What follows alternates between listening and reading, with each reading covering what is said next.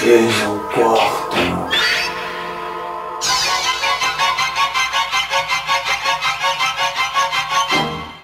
Vingadores, Guerra Infinita está por aí fazendo suas vítimas pelo mundo afora. Antes de mais nada, você vai pegar e vai se inscrever nesse canal. Você vai curtir esse vídeo e me ajudar a ter motivações. Assim como Thanos e como Killmonger tem motivações importantes, eu também tenho motivações importantes. Fazer esses vídeos. Esse vídeo não vai ter spoilers, podem ficar tranquilos que ele não vai atrapalhar a sua experiência. Inclusive ele pode ajudar a melhorar a sua experiência na medida em que ele vai trazer vários subsídios, substratos teóricos, ajudando a melhorar a sua capacidade de interpretação da trama. Mentiroso! Vou fazer uma reflexão sobre por que a motivação que o Thanos tem para fazer o que ele faz no filme é uma furada. Entre os vários debates que o filme tem ajudado a promover por aí afora, nas internet da vida, nas salas de aula, na fila do pão, na banca do jogo do bicho, um desses temas que tem sido debatido é a motivação de Thanos, a motivação do vilão do filme, que junto com a motivação do Killmonger, que tinha sido vilão no filme do Pantera Negra, tem se colocado como uma das principais motivações de vilões de filmes de super-heróis de todos os tempos, que faz algum sentido filosófico, que não é uma mera caricatura de discurso vilanesco. Mas o que eu pretensiosamente acredito que identifiquei no discurso motivador do Thanos. Calma, que isso não vai ser spoiler, isso já estava lá na sinopse do filme, já estava percorrendo a internet aí muito antes do filme estrear. Isso não vai estragar a sua experiência. A motivação do Thanos, em resumo, é o seguinte: ele quer eliminar metade da população do universo porque ele acredita que os recursos não são suficientes para poder sustentar, alimentar toda a população do mundo e do universo. Inicialmente ele vai de galáxia em galáxia, chega nos planetas, dizima metade da população do planeta. Então Thanos seria o arquétipo de um nazista?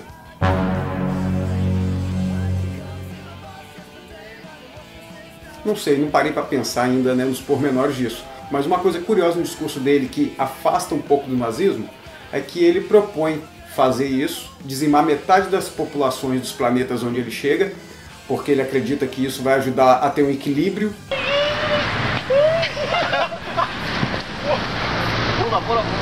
Para que os planetas, as civilizações possam ser capazes de se manter de maneira equilibrada, já que a superpopulação, o aumento descontrolado da população, geraria uma série de dificuldades, uma série de problemas, como guerra, fome, dificuldade de acesso a recursos, entre outros mais. O que vai diferenciar isso do discurso nazista é que Thanos propõe fazer isso sem discriminação, sem privilegiar a classe social, sem privilegiar o credo religioso, sem privilegiar a raça, sem privilegiar se você é da Marvel ou se você é da DC.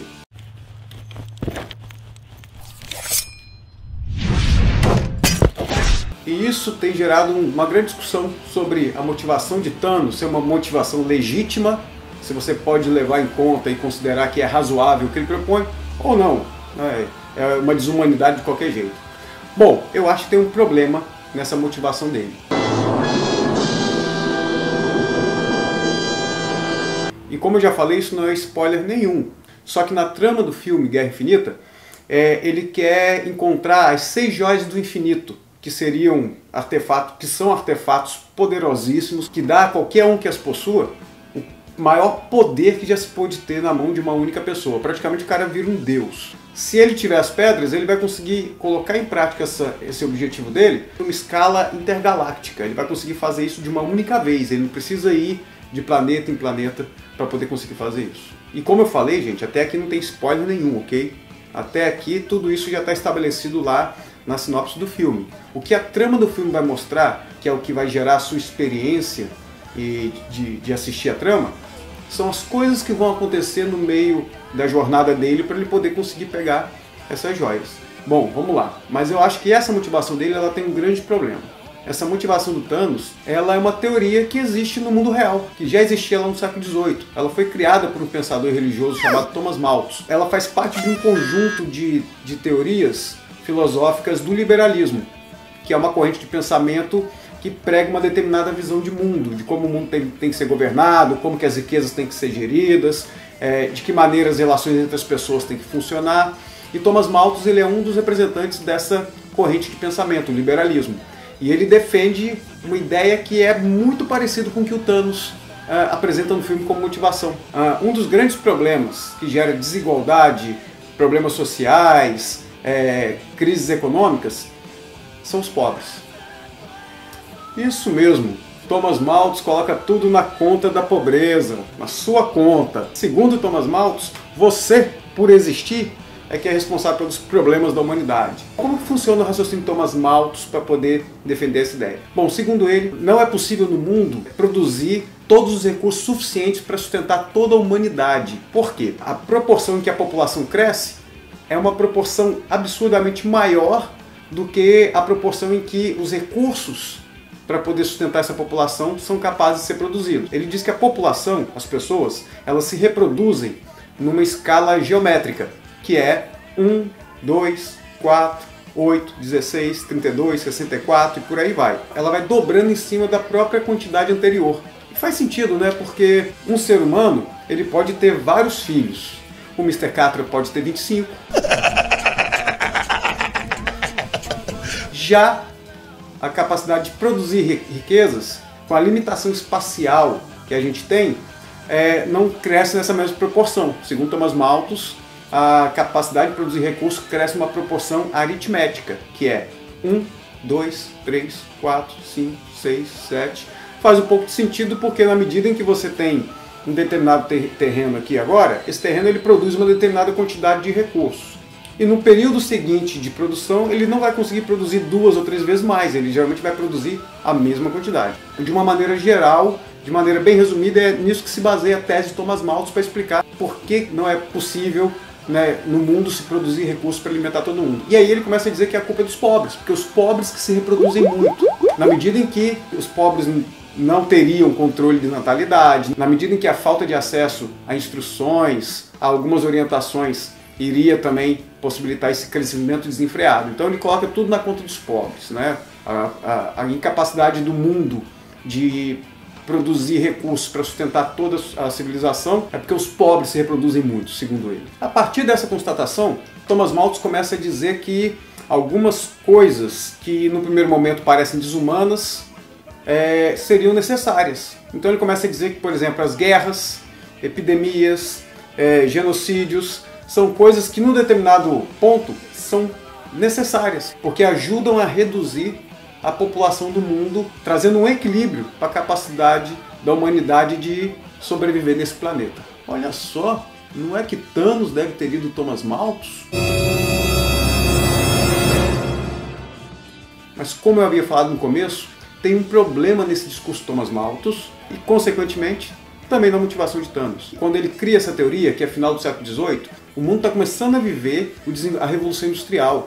E a Revolução Industrial estava apresentando para a humanidade uma capacidade, através do desenvolvimento tecnológico, investimentos em novos conhecimentos, novas tecnologias, uma capacidade da humanidade de produzir recursos numa quantidade muito maior do que era necessário. E é uma coisa que hoje, nesse momento, a gente está vivendo de uma forma muito mais potencializada.